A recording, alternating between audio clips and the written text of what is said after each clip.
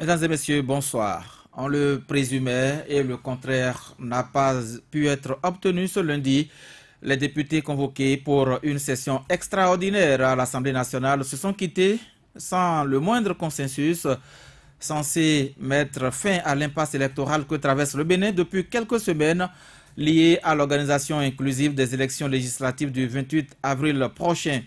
En dépit des efforts déployés par le président de l'Assemblée nationale chargé par le chef de l'État d'une mission de recherche de consensus pour une participation inclusive à ce scrutin, la session n'a accouché que d'une souris. Elle a été clôturée ce lundi. Mais avant, et pour répondre à la déclaration du bloc de la majorité parlementaire vendredi dernier à l'hémicycle lu par le député Jean-Michel Abimbola, la minorité est montée au créneau pour, dit-elle, répondre aux 36 députés signataires de la déclaration de vendredi dernier. Nous écoutons un extrait de cette déclaration de la minorité parlementaire. Dans cette déclaration, il est estimé que le consensus n'est pas trouvé du fait de l'opposition qui, à travers la minorité parlementaire, poursuit le dilatoire, jouant toujours avec les nerfs de nos populations impatientes d'une issue à ce feuilleton qui n'a que trop duré. Cette déclaration mensongère n'est qu'une illustration supplémentaire de la mauvaise foi qui a caractérisé la majorité parlementaire tout au long du processus de recherche de solutions pour des législatives inclusives. Or, en réalité, nos collègues de la majorité savent bien que dans la mi-journée de ce vendredi, aux environs de 13h30, les présidents des groupes parlementaires ont été appelés par le président de l'Assemblée nationale dans son bureau afin de recevoir les différents avant-projets de propositions de loi dérogatoires. Cette séance de travail qui a duré 1 heure environ a été l'occasion pour proposer à la majorité et à la minorité de prendre contact avec la classe politique, étant entendu que la question de la révision de la Constitution a refait surface. À la demande des députés de l'opposition de mettre le week-end à profit pour que le travail se fasse sereinement, afin que le lundi, l'étude en commission et plus tard la plénière adopte les 2 textes, le président Okulola, soutenu par les présidents Idi et Ake, ont martelé qu'il fallait en finir le vendredi, même s'il faut aller jusqu'à 2 heures de la nuit. C'est sur cette base que nous nous sommes quittés pour aller consulter les nôtres. C'est avec étonnement qu'aux environs de 19 heures, alors que le président de l'Assemblée nationale était dans son bureau, attendant les 2 parties aux négociations, et nous, en pleine séance de travail autour des nouveaux avant-projets de propositions de loi dérogatoires, avons appris qu'une déclaration se faisait à la tribune de l'Assemblée nationale. Que fut notre surprise d'entendre que les présidents Idi, Okulola, Ake et l'honorable Adomaou, représentant le président Nago, ont signé cette déclaration alors que tous, dans le bureau du président de l'Assemblée nationale, ont proposé que nous travaillions jusqu'à même tard la nuit pour une issue de sortie de crise. Nous condamnons fermement cette attitude de ce groupe de députés qui ne traduit pas une volonté de recherche du consensus. Monsieur le Président de l'Assemblée nationale, chers collègues députés, dans la résolution de la crise, le Président de la République a désigné un facilitateur qu'est le Président de l'Assemblée nationale. Revenant-il à l'honorable Abimbola de décréter l'échec des négociations alors que le facilitateur désigné n'a pas encore déposé son rapport? N'est-ce pas là la tricherie que nous avons toujours dénoncée depuis l'ouverture des pourparlers? Monsieur le Président de l'Assemblée nationale, chers collègues, peuple béninois, après cette forfaiture, les faucons de la mouvance présidentielle ont pris tout le week-end pour parcourir le pays et annoncer aux populations que seuls les 2 partis privés du président de la République iraient aux élections le 28 avril. Ceci nous laisse croire à un jeu flou dans le camp du chef de l'État vis-à-vis de la nation tout entière. C'est la raison pour laquelle nous tenons à rappeler à son Excellence M. Patrice Talon que le 6 avril 2016, à sa prise de fonction, il a hérité d'un pays pas riche comme les grandes puissances, mais heureux. Le Bénin était heureux. Il a hérité d'un pays qui lui a personnellement tout donné et qui lui a permis d'en être la première fortune. Un pays démocratique qui a permis, vaille que vaille, le retour d'exil d'un de ses fils pour l'en faire président de la République. Mais aujourd'hui, ce sont les partisans de cet enfant prodige qui veulent détruire ce beau pays. Monsieur le Président de l'Assemblée nationale, chers collègues députés, peuple béninois, pour nous, il ne saurait avoir d'élections législatives sans l'opposition car il est difficile de prendre tous les Béninois pour des incultes en leur faisant croire que c'est seulement les deux partis politiques privés du président de la République qui n'ont pas 3 mois de vie, qui sont capables de prendre part aux consultations électorales, tandis que les partis d'opposition qui ont régulièrement pris part aux joutes électorales sont exclus de la compétition. Monsieur le Président de l'Assemblée nationale, chers collègues, députés, peuple béninois, cette déclaration de ce groupe de députés de la majorité parlementaire est une provocation inacceptable. Elle n'est ni plus ni moins qu'une tentative de passage en force du BMP et une volonté de confisquer le droit du peuple béninois à choisir librement ses représentants. Du haut de cette tribune, nous invitons la classe politique, la société civile, les centrales syndicales et la population béninoise tout entière à se lever pour barrer la route à l'exclusion, à l'arbitraire et à la mise en cause de notre démocratie. Nous invitons de ce fait la population béninoise à se tenir prête pour les mots d'ordre de l'opposition. Nous réaffirmons notre disponibilité à œuvrer pour la recherche d'une solution consensuelle pour des élections inclusives.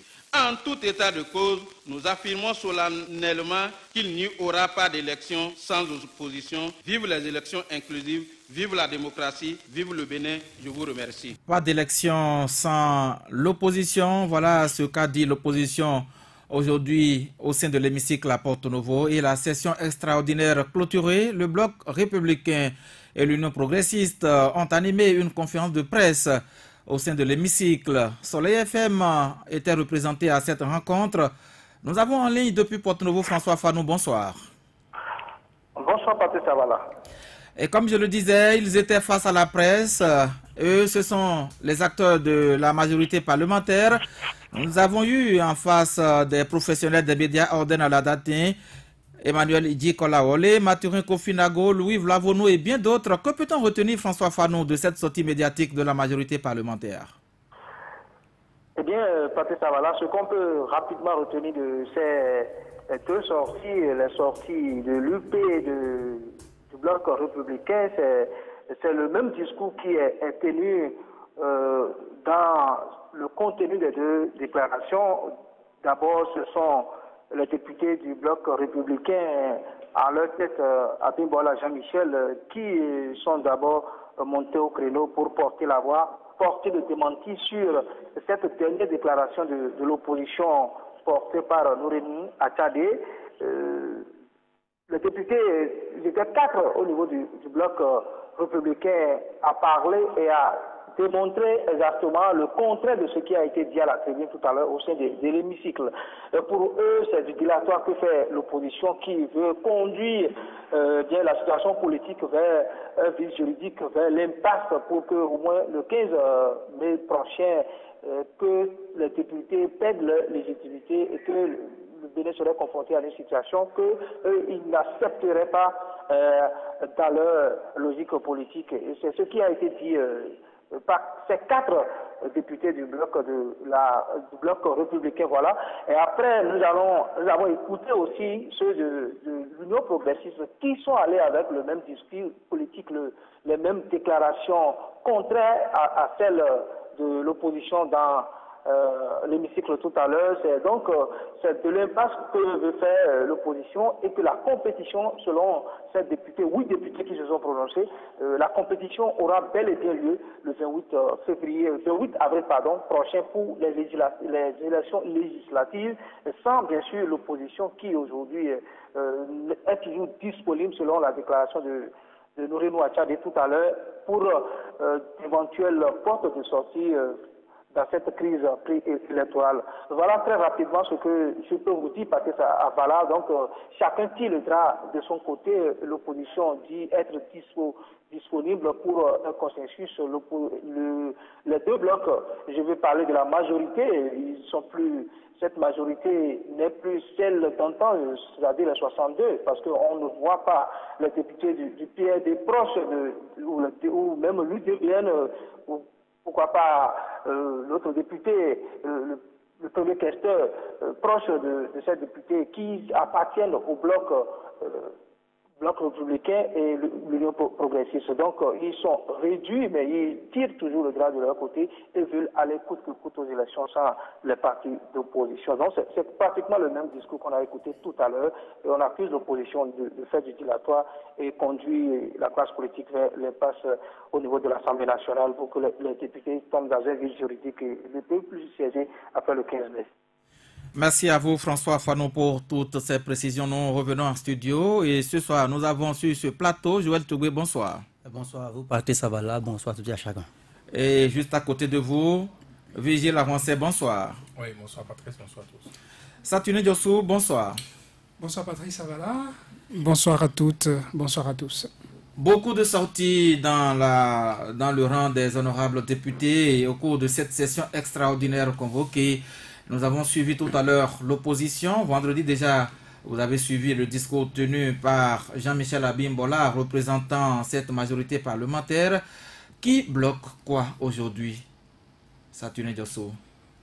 Je ne saurais trouver le coupable, moi. Nous observons tous, de vendredi à aujourd'hui, on devrait dire qu'il y a eu des pas, qu'il y a eu une évolution à l'Assemblée nationale. La déclaration d'aujourd'hui était déjà celle du vendredi dernier. Le bloc républicain, sinon le bloc de la majorité parlementaire, sorti à la tribune de l'Assemblée nationale par la voix de l'honorable Jean-Michel Abimbola, a dénoncé l'attitude des députés de la minorité qui ne seraient pas au Parlement, qui n'ont pas rejoint leurs collègues du BMP pour continuer les travaux comme l'a recommandé le président de l'Assemblée nationale. Et très tôt, vous avez entendu l'honorable Éric Onleté dans notre édition le grand point du soir le jour-là, réfuter tous les points avancés par le BMP. Chacun se rejette donc le tort. Parce que devant l'opinion publique, on ne voudrait pas être celui par qui le malheur est arrivé. Et c'est un peu ce qui s'observe aujourd'hui. Aujourd'hui, déjà, l'honorable Guy Mitokwe a annoncé que la minorité était au grand complet, attendant ceux de la majorité. La session a été clôturée sans qu'il n'y ait l'étude de ce point-là. L'opinion publique observe et se rend compte que, d'une part comme de l'autre, on ne veut pas faire des concessions. Pour certains, c'est qu'il faut réviser l'article 80 de la Constitution. Pour d'autres, pas question. Qui va donc accepter, céder du terrain pour qu'on évolue? Visiblement, ni la minorité, ni la majorité ne veut en céder. Du coup, on est là. L'option parlementaire a donc fait échec. Le peuple constatera.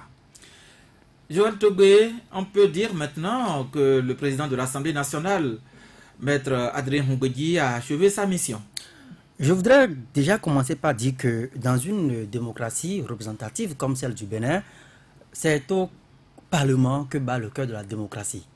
Je le dis parce que quand vous voyez un peu la façon dont les choses ont évolué, ce n'est pas anodin si le chef de l'État a pris sur lui la responsabilité de renvoyer la balle à l'hémicycle pour que ceux-là qui sont censés édicter donc des lois puissent de nouveau statuer sur ces lois dérogatoires pour une sortie donc de l'impasse et de la crise électorale. Et ce n'est pas également anodin quand, même si le choix porté sur la personne de Maître Adrien Hongwedji a été contesté de part et d'autre, moi je pense que ce n'est pas anodin si on confie également la médiation, le rôle de facilitateur à cet homme-là, la deuxième personnalité donc du pays, qui est censé rallier donc à la cause commune toute la classe politique pour une sortie de l'impasse. Mais malheureusement, pendant ces 15 derniers jours, je suis désolé donc de le dire ainsi, mais c'est à une plaisanterie de très mauvais goût. Moi, j'ai assisté à une plaisanterie de très mauvais goût au Parlement. J'ai l'impression que, au lieu de s'attarder sur l'essentiel, au lieu d'adoucir les cœurs, au lieu de regarder les pauvres dames, ces pauvres messieurs qui de jour comme de nuit se réveillent donc dans leur chambre et réfléchissent à ce qu'ils doivent chercher pour nourrir leur famille, leurs enfants, au lieu d'avoir les yeux tournés vers ce petit enfant que j'ai croisé ce matin allant à l'école, parce que sa maman s'est réveillée avec une fièvre, mais pourtant l'a amené à l'école. Au lieu de penser à ces Béninois, à ces Béninoises-là qui vivent dans le pays et qu'on a plongé depuis quelques semaines, depuis quelques mois, dans l'anxiété totale et de nous mettre fin à la crise, j'ai remarqué que ces députés ont préféré donc nous offrir un théâtre avec des pièges. Ils ont préféré jouer à des jeux de cache-cache et pour user finalement les 15 jours, les utiliser, et à la fin, on nous chante le fait qu'il y a un défaut de consensus qu'on n'a pas pu donc obtenir, ou donc qu'on a quand même assisté à un défaut de consensus à l'Assemblée nationale. Sans doute que Maître Adrien Mbedji a joué sa partition. Il fera son rapport à celui qui l'a investi de cette charge publique-là. Il retournera certainement au palais de la Marina pour faire le point au chef de l'État, pour constater finalement que le consensus n'a pas été possible à l'Assemblée nationale. Et nous verrons donc la suite à la conduite certainement à tenir. Mais ce jeu flou auquel s'est adonné le Parlement béninois est un jeu dangereux, c'est un jeu risqué. Encore une fois, c'est un jeu qui montre à bien des égards combien ces parlementaires ne sont pas à la recherche forcément de la paix sociale. Combien ces Écoutez, nous sommes dans une crise électorale. Nous parlons d'une matière sensible, les élections. Et vous me demandez pourquoi est-ce que je le dis. Oui. Parce que justement, on vous a demandé, c'est vous. Aujourd'hui, c'est quand même marrant quand même que personne ne veut assumer l'échec de ce consensus-là. Personne ne veut assumer, porter la paternité de l'échec de ce consensus-là. Et pourtant, en amont, c'est dans ces 4 murs à Porte-Novo, une nuit, que tout est parti, que les lois chrysogènes ont été votées. Puis, quelques jours après, actées par les institutions habilitées donc à le faire. Et si les lois chrysogènes ont été votées, ont été validées, on fait donc le processus normal, et que dans l'application de ces lois, on découvre qu'il y a inapplicabilité de ces lois, qu'est-ce qu'on doit faire? Il y en a qui ont respecté cette même loi. Écoutez, je ne vais plus vous rappeler quand même par quelle contorsion juridique très bizarre ces deux parties dont vous parlez, les deux chevaux, comme je me plais bien à les appeler, sont passés donc entre les mailles, avec les fautes mineures, les fautes légères, les fautes majeures, je ne sais quoi dire encore. Donc c'est pour vous dire que, en réalité, ce n'est pas des lois. Et quand j'entends dire dans l'opinion, quand j'entends quand même ces députés, des députés quand même qui sont censés également faire les lois, des députés qui sont des faiseurs d'opinion, au-delà de tout, qui doivent porter la volonté et les aspirations les plus profondes des populations. Quand j'entends les gens dire que, oui, nous devons nous inscrire dans une démarche revancharde, comme si la minorité ayant bloqué par 2 fois la révision de la Constitution, ici et maintenant, nous avons l'occasion de répliquer. Nous ne sommes pas dans une matière de révision de la Constitution. Nous parlons de l'organisation inclusive des élections. On doit pouvoir démarquer, on doit pouvoir s'éloigner, éviter donc de faire l'amalgame. Vous me dites que les 2 parties sont passées. On connaît comment les 2 parties ont été validées. Nous savons ce qui s'est passé à l'Assemblée. Nous savons ce qui s'est passé après la Sénat. Nous savons ce qui s'est passé. Et donc moi, j'ai le cœur meurtri. Ce soir, c'est vrai que les prédictions, il y avait des signes prémonitoires et rien de nouveau sous le soleil, dirait l'autre. Mais l'échec du consensus au Parlement, ça a été voulu. C'est un plan bien concocté. Et malheureusement, ceux qui ont concocté ce plan ne veulent pas même assumer la paternité publiquement. Mais les faits aujourd'hui sont là, les faits sont têtus et le peuple béninois regarde. Et devant le tribunal de l'histoire, chacun devra porter sa croix.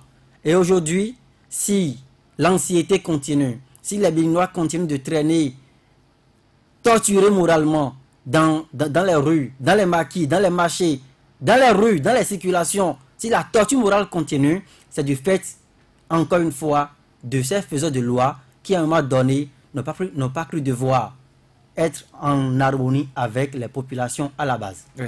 Vigile Avancé, à qui incombe la responsabilité de l'échec de cette recherche de consensus au niveau de l'Assemblée nationale, mission qu'on a donnée au président de l'institution parlementaire? Question piège, je dirais, vous avez suivi comme moi tout ce qui s'est passé à l'Assemblée nationale. Je crois que ce n'est plus important aujourd'hui de situer les responsabilités, puisque nous n'en sommes pas encore à l'importance de la situation de responsabilité. Plaise au ciel que nous ne serons pas soumis à un tel exercice, qu'on veuille savoir par qui c'est arrivé. On ne voudrait même pas que quelque chose nous arrive. Je veux encore une fois positiver, parce que je sais que, comme dirait l'artiste, c'est encore possible. Oui, je veux croire que celui-là qui a missionné, n'est-ce pas, Maître Adrien Ngbeji, va, comme tout le monde, constater que le président de l'Assemblée nationale a échoué à sa mission, peut-être pas par sa mauvaise volonté, mais à l'impossible, nul n'est tenu. Il va lui rendre compte. Ah oui, à mission impossible, Ngbeji ne pouvait pas faire autrement. Il va aller rendre compte, sans doute, il va prendre son rapport, et on attendra, parce que rien qu'en acceptant, n'est-ce pas, qu'on a cherché cette solution-là à l'Assemblée nationale, c'était déjà la preuve, l'acceptation par le chef de l'État qu'il a crise, que en démocratie, c'est une anomalie, ce schéma qui se présentait BMP comme BMP. Ce BMP dont vous parlez n'est pas dans la logique du chef de l'État. Ils ont dit qu'il n'y a pas impasse. Vous avez suivi leur déclaration. Je suis d'accord avec vous. Mais c'est le chef de l'État qui a admis, n'est-ce pas, que ce n'est pas normal. Et c'est lui qui a trouvé que la solution devrait se trouver à l'Assemblée nationale. Vous savez, on commence par faire des retours, hein, chacun avec la situation, on commence par se poser des questions. On dit ici dans ce studio plusieurs fois qu'il n'est pas normal qu'un chef de l'État ait même deux partis pour aller aux législatives, parce que ça, c'est clair que c'était perdu d'avance pour lui. Mais si les choses se passent aujourd'hui, et qu'à l'arrivée, n'est-ce pas, on retrouve ces deux partis uniquement en compétition, ça veut dire qu'il en a parmi nous, parmi les 10 ou 11 millions de Béninois que nous sommes, qui voyaient bien loin, qui s'étaient réveillés et qui projetaient les choses bien loin. Vous êtes d'accord? On s'est même demandé pour qui voterait le chef de l'État. Pour qui voterait le chef de l'État? Eh bien... Là, on n'avait pas eu la solution. Non, mais aujourd'hui, nous avons le chef de l'État face au chef de l'État. Est-ce qu'il va admettre ça? Il a dit que ce n'est pas normal, que ce n'est pas possible. Donc moi, je ne veux pas m'alarmer. Je vais pas... Tant que Patrice Talon n'a pas encore parlé, je trouve qu'il n'y a pas encore de problème. Que le BMP ait fait ceci, que le BMP ait fait cela, que progressistes sortent pour parler après républicain, tout ça là. Ça, c'est au Parlement, c'est normal. Mais vous n'allez pas dire, et je vous le dis encore une fois, même si c'était la minorité qui était là, oui, on avait inversé les positions. Ce pain béni, aucun politique ne cracherait là-dessus. Les BMP qui ont signé toutes ces lois, qui ont voté, qui ont signé cette impopularité aujourd'hui du pouvoir, entre autres, qui connaissaient déjà à peu près leur destin, n'est-ce pas? Pour parler trivialement, ils ont cherché querelle aux syndicalistes. Ils ont cherché querelle aux vendeuses de beignets au bord de voie. Ils ont cherché querelle aux vendeurs d'essence. Ils ont. Eux seuls au milieu, comme dirait l'autre. Mais ils ne s'attendaient pas à ça. Ils ne s'attendaient pas à ce schéma où on peut leur promettre, n'est-ce pas, une nouvelle vie. Donc, la solution ne pourrait pas venir du Parlement. Le chef de l'État en aura malheureusement perdu 25 jours pratiquement. Le chef de l'État va constater comme nous, et puisque tout appelle son nom, puisque tout désigne, même son silence donne l'impression d'être, n'est-ce pas, une caution à ces députés à l'Assemblée, on veut croire que ce n'est pas ça. On veut croire qu'il est capable, n'est-ce pas, de mesurer la responsabilité de tout ceci.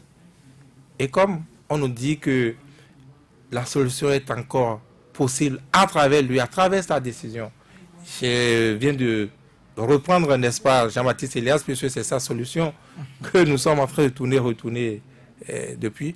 Je viens de l'avoir en interview, je lui dis, mais si le chef de l'État vous écoutait, mettait en pratique cette révision de l'article 56 de la charte des partis politiques, en activant, n'est-ce pas, l'article 68, comme vous le lui demandez.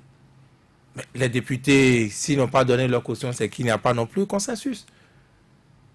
Et il a donné cette réponse. Pardon? Il leur appartient de voter ce nouveau test. Non, si ce n'est pas ordonnance, on se passe de... On peut passer par... Oui, on se passe de l'Assemblée nationale. Mais si ça se faisait comme ça, Jean-Baptiste Elias a répondu ceci, oui, il n'y a pas de consensus, on dirait, mais ce sont les députés du chef de l'État. Il peut faire quelque chose, mais si de cette patrouille ne les a pas, il n'y a pas de consensus au-dessus de la paix. La paix est plus importante que tout. C'est grâce à la paix qu'il a le développement. C'est grâce à la paix qu'on fera ceci. Je ne cite pas, il n'a pas parlé d'asphaltage, mais c'est moi qui ajoute ça. C'est moi qui parle de Piaget et tout le reste. S'il n'y a pas la paix, si le ventre de la femme n'est pas tranquille, comme dirait l'autre, je parle encore un autre langage trivial, ça ne peut pas garder enfant. Moi, j'estime que le chef de l'État a la clé, mais comme il n'a rien dit encore, eh bien, croisons les doigts et peut-être mettons-nous à genoux. Espérons que la bonne solution sortira de sa bouche. Satoune Diosso, nous sommes résolument maintenant face à cette échéance, le 28 avril prochain. Et les deux partis n'entendent pas baisser les bras. Et ils ont d'ailleurs annoncé au cours de cette sortie de ce soir vouloir quand même participer à ce scrutin. Les législatives du 28 avril prochain appellent le peuple béninois à se mobiliser pour se rendre aux urnes. Si on ne devrait pas tenir compte du contexte, je dirais qu'a priori, ils sont en droit de demander que le processus se poursuive, puisque le processus a été lancé par le président de la République en appelant le corps électoral, en convoquant le corps électoral pour le 28 avril, afin qu'on aille aux urnes, et que la Sénat, fort de cet appel du corps électoral, a dressé son calendrier, un calendrier qui a été enclenché et qui se retrouve en difficulté aujourd'hui, parce qu'au niveau de la Commission électorale nationale autonome, même si on dit qu'on attend une décision politique pour savoir ce qu'il y a lieu de faire, on essaie de survoler certains points. Parce vous avez parlé de la Sénat, je ne vous arrête pas, Satoune Diosso, mais ces hommes politiques ont annoncé le début de la campagne pour le 12 avril prochain, en dépit de cette situation dans laquelle nous sommes aujourd'hui. Tant que la Sénat n'annonce pas officiellement qu'elle porte un coup d'arrêt au calendrier électoral, c'est que le calendrier électoral est censé être en vigueur toujours. Même si, je le disais tout à l'heure, il y a certaines activités qui ont besoin de la solution, en tout cas de l'avis définitif, pour savoir ce qu'il faut faire. Est-ce qu'il faut positionner déjà les deux partis retenus sur le spécimen du bulletin unique? Tout ça, on a besoin donc que politiquement la solution soit trouvée. Parce que faire un spécimen, déjà, c'est dépenser de l'argent et on ne saurait engager ces dépenses qui finalement n'auraient servi à rien. Donc je dirais que, a priori, ils sont en droit de le demander. Mais quand on va engager le processus tel qu'il est actuellement, qu'est-ce qui va advenir? Pour certains, ceux dont les listes ont été retenus, c'est qu'il n'y aura rien, parce que le Bénin le Bénin appartient à nous tous. Ils ont dit que l'électorat les attend. Mais pour d'autres qui ont vu leur liste pas retenue, parce que soit sans certificat de conformité, et donc n'ayant pas réussi à déposer à la Sénat ou ayant réussi à déposer donc dossier invalidé, on ne saurait aller à ces législatives sans l'opposition. Et quand on se met en retrait et qu'on observe en personne neutre, on constate qu'il y a une tension qui est palpable et qu'engager le processus, continuer le processus, serait comme continuer à tirer le diable par la queue, qu'il pourrait se retourner à tout moment, déjà qu'il se retourne parce qu'on a connu des incidents dans plusieurs localités du pays qui sont soldés par des pertes en vies humaines. On peut en arriver à d'autres incidents qui nous précipiterait dans le gouffre. J'en veux pour preuve la mission préventive de la CEDEAO, de l'Organisation des Nations Unies aussi. Quand on fera la sourde oreille et quand on arriverait à cette étape-là, c'est qu'on l'aurait voulu nous-mêmes. Qu'est-ce qu'il faut faire? Faut-il faire la politique de l'autruche, mettre sa tête, dissimuler sa tête dans ses ailes et croire qu'il n'y a pas de danger devant évoluer, ou être objectif, être réaliste et voir le précipice et trouver des solutions pour éviter ce précipice? Je crois que nous en sommes là à l'étape actuelle. Et que ceux qui disent qu'ils iront en campagne à partir du 12 avril prochain ne seront pas en paix, ils ne se rendront pas en toute sécurité dans certaines localités de notre pays pour dire nous allons battre campagne, quand ils savent que ces localités sont des fiefs traditionnels des partis qui aujourd'hui sont recalés pour ces législatives. Vous ne demanderez pas à ces députés aujourd'hui d'aller par exemple, ces candidats d'aller par exemple à Kiribo faire une campagne électorale pour les législatives. Mais laissez vos affaires de campagne. Quand le schéma est comme ça, si on est à la maison, on ne sera pas élu. Là, c'est vrai, la loi, le code impose de faire campagne électorale. Mais qu'est-ce qu'on constate? La loi, c'est qui? L'application, c'est qui? Le constat, c'est qui depuis? Ils feront. Ce que vous dites. Disons, Virgile, que. Il reste collé quand même à supposer même qu'ils acceptent, puisqu'ils disent nous sommes seuls en compétition, plus besoin de faire campagne. Mais le 28 avril, si on devrait aller au scrutin, il y aura des bureaux de vote qui vont s'ouvrir. Comme je le disais, je sortais l'exemple de Kiliba, vous dites, mais est-ce qu'ils ont besoin de faire campagne? Est-ce qu'un bureau de vote peut s'ouvrir à Kilibo, à l'étape actuelle des choses, le 28 avril prochain, pour dire, allez, nous sommes là, population, venez voter? Est-ce que, je ne dirais pas que ça ne peut pas se faire, mais dans quelles conditions un bureau de vote pourrait s'ouvrir, par exemple, à Kilibo? Prenez le cas de Porto-Novo avec la le capitale. aux élections. À Porto-Novo, il n'y a pas eu mort d'homme, il n'y a pas eu coup de feu, tout ça. C'est pourquoi je dis Kilibo. Je prends cet exemple, la capitale du soulèvement, s'il peut ainsi baptiser la localité. Est-ce qu'un bureau de vote peut s'ouvrir à Kilibo pour dire allez, venez voter? Non, on ne pourra pas, je suppose qu'à l'étape actuelle des choses, on ne saurait aller là, le 28 avril. Donc, viendra la situation que nous connaissons dans certains pays où on dit, comme au nord du Mali, qu'il n'y a pas eu faute, ou dans telle autre zone d'un pays auquel je ne souhaiterais pas qu'on ressemble malheureusement, on commencera pas à dire qu'il n'y a pas eu vote à cette époque-là. Et quand il n'y aura pas eu élection dans certains endroits du pays, dans certains endroits du pays, est-ce que à l'Assemblée nationale, quand on voudra d'abord faire le calcul des sièges, la Sénat va d'office attribuer des sièges à quel parti venant de ces circonscriptions électorales, de ces zones-là? Est-ce qu'on va devoir revoir le processus de calcul de sièges pour attribuer quel siège à qui, comme les députés siégeront à l'Assemblée nationale? On se retrouverait en situation inédite, jamais expérimentée au Bénin. Autant aujourd'hui, voir la réalité en face, et comme beaucoup ont commencé par le recommander, demander au président de la République de prendre ses responsabilités, de prendre par ordonnance, en tout cas par ordonnance d'aller avec l'article 68, si c'était faisable, pour qu'on sorte de là. Parce qu'on pense que la solution... c'est d'aller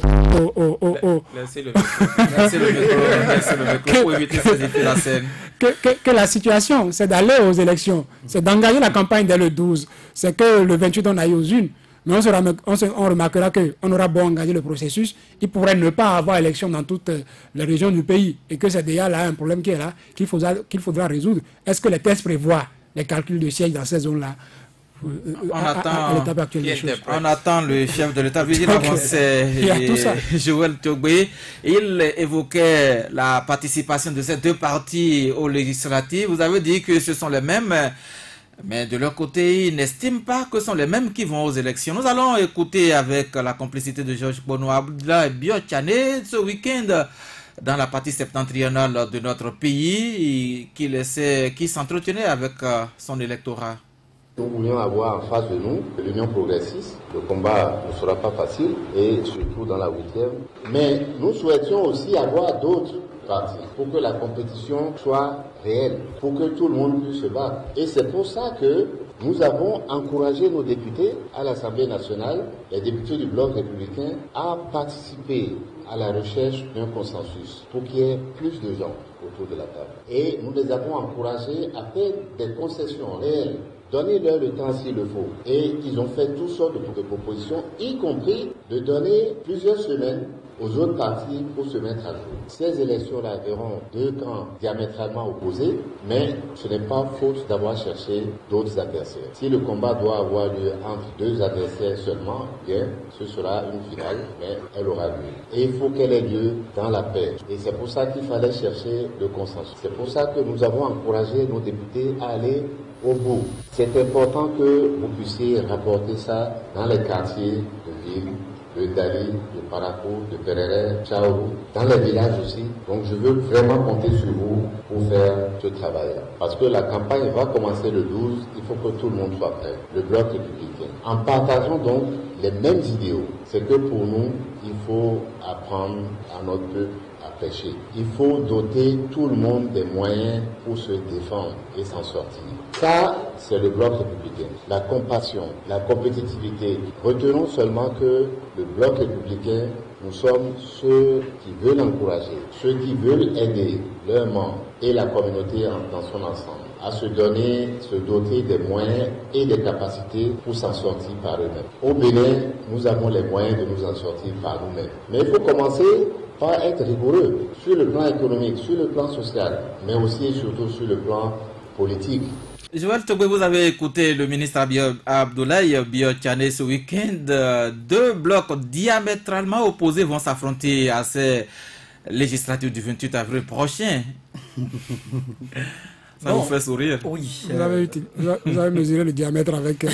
C'est les propos du ministre Abdoulaye Biotchane. Deux blocs diamétralement opposés. Ça, je concède ces propos au ministre Abdoulaye Biotchane. Je dirais que c'est les deux chevaux du chef de l'État qui iront... Ce qu'il ne conçoit pas non plus. Il a un baobab et un cheval. Un baobab et un cheval. D'accord. Et le cheval voudra peut-être brouter les feuilles du baobab. Pour faire plus sérieux, j'ai vu... ça, c'est un travail de conditionnement psychologique qu'il est en train de faire. J'ai retrouvé Abdoulaye Biotchane déjà même au Parlement. S'il lui-même était déjà candidat. Je suis sûr qu'il est déjà sur la liste invigile. Il doit être sur la liste. Je n'ai pas considéré encore la liste des Républicains. Quand vous l'écoutez, il est déjà au palais des gouverneurs à Porte-Novo avec toute une armée derrière des Républicains. Quand vous l'écoutez, vous voyez déjà un homme politique qui vend un projet aux populations.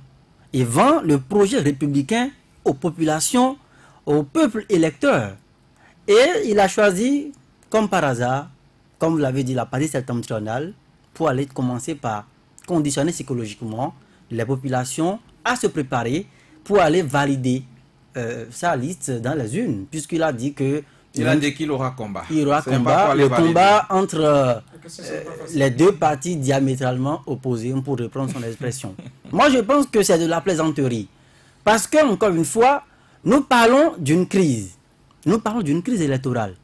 Et quand on est professionnel de la politique et quand on a surtout atteint son niveau, le niveau que lui, il a atteint, on ne se permet pas, je pense, et ça, je l'assume, on ne se permet pas de traiter une matière aussi sensible comme il le fait. Il sait très bien, les politiques, ils savent très bien ce de quoi nous parlons. Nous n'avons aucune leçon à leur donner. Ils savent très bien les leviers sur lesquels il faudra agir pour décanter la situation. Ils savent très bien que le consensus, on doit pouvoir le trouver. Ils savent très bien qu'il doit pouvoir se départir des jeux flous dans les antichambres, les nuits, pour permettre au pays de continuer à avancer. Mais, au demeurant, qu'est-ce qu'on constate? On choisit donc d'aller demander aux populations, chez soi, d'aller voter. Nous sommes un peuple de paix, nous sommes un peuple, on doit apprendre aux populations à aller voter en paix, on a tout fait et qu'on n'a pas pu trouver le consensus, tout comme si les deux blocs dont on parle au départ, quelle était leur proposition? C'était quoi leur proposition réelle? C'est de ça qu'il s'agit. Il faut pouvoir dire la vérité au peuple béninois. Quelle était leur proposition sur la table? Ils n'en ont pas fait. Si ce n'est le jeudi finalement où Jean-Michel Abimbola a fini par assumer publiquement qu'il fallait réviser la Constitution avec l'article 80 pour continuer. Sinon, jusqu'au jeudi, personne ne savait qui portait la charge de cette proposition-là. C'est le jeudi que tout le monde a su que c'est eux, ce sont eux. Dans la recherche du consensus, il faut écouter toutes les parties. Mais vous savez que quand on vous a dit que toute la classe politique est contre la révision de la Constitution, qu'il ne fallait même pas modifier une seule virgule de la Constitution. On vous a déjà dit ça, le président de l'Assemblée vous l'a dit. Pourquoi venir s'attarder sur ça? Moi, je pense que, pour ne pas me faire du mauvais sang, ce que j'ai écouté tout à l'heure là dans l'élément, moi je pense que ce n'est pas de nature à rassurer. Et ça conforte l'avis des partis de l'opposition qui pensent que oui, ça a été fait à dessein. Parce que sur le terrain, effectivement, les gens sont en campagne. J'ai vu au-delà du ministre Abdoulaye Biotchane, dans les collines, dans le centre du pays, et bien dans d'autres endroits, on a quand même vu des gens qui sont allés battre campagne tranquillement, une campagne déguisée avant l'heure. Il faut mettre préparer en condition les électeurs. Mais moi, je vais finir sur la question pour poser une seule question aux députés. Est-ce que, dans une démocratie, est-ce qu'il est normal, est-ce qu'il y a des règles de la démocratie d'aller siéger au Parlement sans pour autant aller compétir, sans pour autant sortir des entrailles de la volonté générale des populations? Ce n'est pas correct. On ne peut pas vouloir aller siéger au nom des populations. Donc, c'est basé sur ce que je vais dire. C'est-à-dire que demain, les 83 députés qui s'estiment aujourd'hui être du côté de la majorité iront au Parlement. Je ne sais plus si on parlera d'élections. Ils sont pas 83. Bon, finalement... Non, si les élections se tenaient. Oui, parce que les 83 seront issus d'un camp. Alors... Diamétralement opposés. Ça, c'est vous qui le dites. Bon, le ministre l'a dit. Alors, les 83 vont aller siéger au Parlement. Les députés minoritaires ne vont pas compétir, naturellement. Ça voudra dire que quoi? Dans l'élaboration des programmes, des projets, ces personnes qui iront siéger au Parlement, parce que Satine vous l'a démontré, à Kilibo, personne ira voter certainement, ou bien à d'autres endroits. Les abeilles vont remplir. Alors, les abeilles vont remplir les yeux. Alors, au Parlement, nous aurons donc cette frange de la population qui est prête aujourd'hui à accorder ses suffrages aux députés minoritaires, qu'ils soient 20 ou 23 ou bien 25, ne vont pas se retrouver à travers le Parlement. Est-ce que c'est sérieux? Ce n'est pas normal. Donc, ce n'est pas sérieux dans un pays comme le Bénin, après 29 ans, après 30 ans de démocratie, qu'on continue à avancer et on pense qu'il n'y a pas de crise, alors qu'il y a crise, et le chef d'orchestre lui dit qu'il y a crise, mais ceux qui sont au violon, ceux qui jouent les tam-tam, ceux qui sont au saxophone, ceux qui sont dans les... Puisqu'ils n'ont pas de difficultés à jouer leur partition. Franchement, ils ont des difficultés, mais on nous a dit que ce sont des difficultés mineures. Ces difficultés mineures-là, on doit pouvoir les ressortir. On va les résoudre certainement. Vigile Arwansé, le chef de l'État veut d'une chose, veut d'un consensus pour aller affronter les élections du 28 avril prochain, mais son entourage apparemment n'est pas dans cette même logique, puisqu'il pense déjà à l'ouverture de la campagne le 12 avril prochain. Il faut que le chef de l'État nous prouve vraiment son cœur. Il est là à l'épreuve de la sincérité. Heureusement qu'il n'a rien dit encore, donc on peut présumer de tout. Moi, j'attends son mot. Moi, je ne vais pas encore qu'il y bord, je suis ici, sur place. Ceux qui étaient sur le terrain ce week-end, que le chef de l'État parle. Laissez le reste là, laissez tomber. Moi, j'attends que le chef de l'État parle, qu'on sache qui est responsable de quoi. Moi, j'attends que le chef de l'État, Patrice Talon, parle. Tout le reste, là... Moi, il parlera pas sans que Maître Adrien Humbedi ne lui rende compte de sa mission. Le chef, quand Humbedi quitte Porto Novo pour Cotonou, avec c'est 20 minutes, 25 minutes. Quand vous dites que vous attendez Patrice Talon, le chef de l'État, parler, je voudrais encore vous dire que nous n'avons pas un temps extensible. On n'a pas été extensible. De toutes les façons, on aura quand même une solution de cette crise. Vigile Arwansé. Je ne sais pas. Moi, j'attends que le chef de l'État parle. Je dois encore vous répéter ça. Non, Adrien Humbedi n'est pas encore allé le voir, que je sache. Il faut, parce que moi, je suppose qu'il n'est pas au courant. Ou du moins... Dès demain, il faut que Adrien Humbedi soit officiellement au courant. Non, il n'est pas officiellement au courant. Quand c'est le chef de l'État, c'est pas vous. Vous parlez comme vous voulez. Mais lui, c'est le chef de l'État. Il a envoyé quelqu'un en mission. Il doit attendre le retour. Et en toute solennité, parler. Donc moi, j'attends. Alors, non, je ne vais pas finir. Moi, j'attends parce que nous sommes modestement, nous sommes des journalistes. Et dans tout ça, on avait des informations. Et les informations disaient avec insistance, je vous ai tout dit, que le Parlement, ça ne donnait à rien. Parce que ce n'est pas de l'analyse. C'était les informations qu'on avait. C'était cuisiner pour que ça ne donne rien. Et ça n'a rien donné. Le chef de l'État est loin de cette cuisine. Moi, je ne sais pas, je ne dis pas qu'il est cuisiné, je n'ai pas dit qu'il est entré dans la cuisine. Mais il joue sans sincérité. Il a rôdé autour de la cuisine. Moi, je ne sais pas, il est le chef de l'État, ce sont ses députés. Moi, j'attends qu'ils viennent parler. Prêtons-lui. Il ne mérite pas la bonne foi. Il manque du sel dans la sauce, dans la cuisine. Donc, il viendra mettre le sel. Il va parler. Et quand il va parler, ça va être...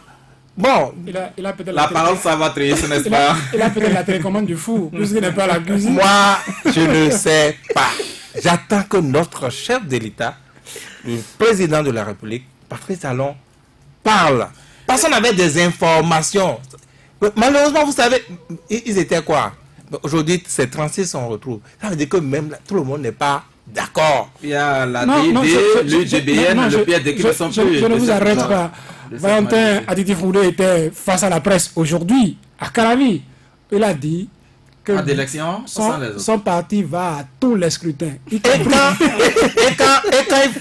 les réunions se font, y compris les législatives. Quand les réunions se font, quand les choses se décident, c'est pas en face que les gens sont au courant. Les gens sont au courant, je vous disais, qu'ils n'auraient rien à attendre du Parlement.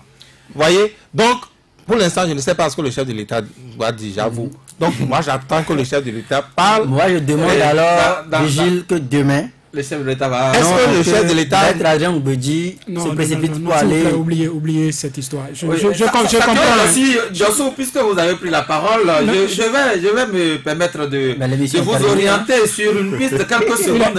L'article 68 qu'évoque aujourd'hui Victor Topano, ancien ministre... Je ne saurais vous rendre compte de ça maintenant, puisqu'il est là. Vous allez suivre ça dans le journal de 20h. Jean-Baptiste Elias, qui est revenu en invité du jour, repréciser sa pensée et les implications. L'article 68 est recommandé par beaucoup. Victor Tokpanou, on parle de Jean-Baptiste Elias aussi, oui. Mais d'autres pensent que sans consensus, le président de la République ne saurait faire usage de l'article 68. Oui, mais on dit que le consensus, n'est pas seulement les 36 députés. Oui, le consensus, n'est pas l'unanimité des 11 millions de Béninois. Victor Tokpanou pense qu'on peut faire usage de l'article 68 sans même ce consensus, parce que l'article 68... Ça donne plein pouvoir au chef de l'État. Plein pouvoir sans qu'il n'aille dans ce sens. Je parlais de Virgile et de Joël qui disait, Adrien Mbedji, non, laissez tout ça. Je comprends votre optimisme, mais avant que le chef de l'État ne convoque les partis politiques au palais de la Marina pour dire la situation est grave, il n'a pas attendu qu'un coup de fil arrive de la Sénat pour lui dire ah, monsieur le président, voilà ce qui se passe. Il n'a pas été saisi officiellement par quelqu'un, c'est lui-même qui, vivant ce qui se passe dans le pays, a appelé les gens. Ça te dit, Josso, si vous avez attendu 25 jours à voir les députés tourner, retourner pour nous dire qu'il n'y a pas de solution, donc, attendez quelques heures encore. Il n'est pas au courant, si Adrien Mbedji ne va pas le voir. Il est au courant, mais officiellement... Et c'est pas ce qui se passe. D'où viendra cette fumée blanche pour nous sortir d'affaires difficiles de le savoir aujourd'hui. En tout cas, nous mettons un terme à cette émission. Et un conseil des ministres mercredi. Peut-être que les choses se diraient. Puisque l'article 68, on dit que c'est un conseil des ministres que le président peut. Rendez-vous donc demain mardi pour un nouveau numéro de cette émission. Bonsoir.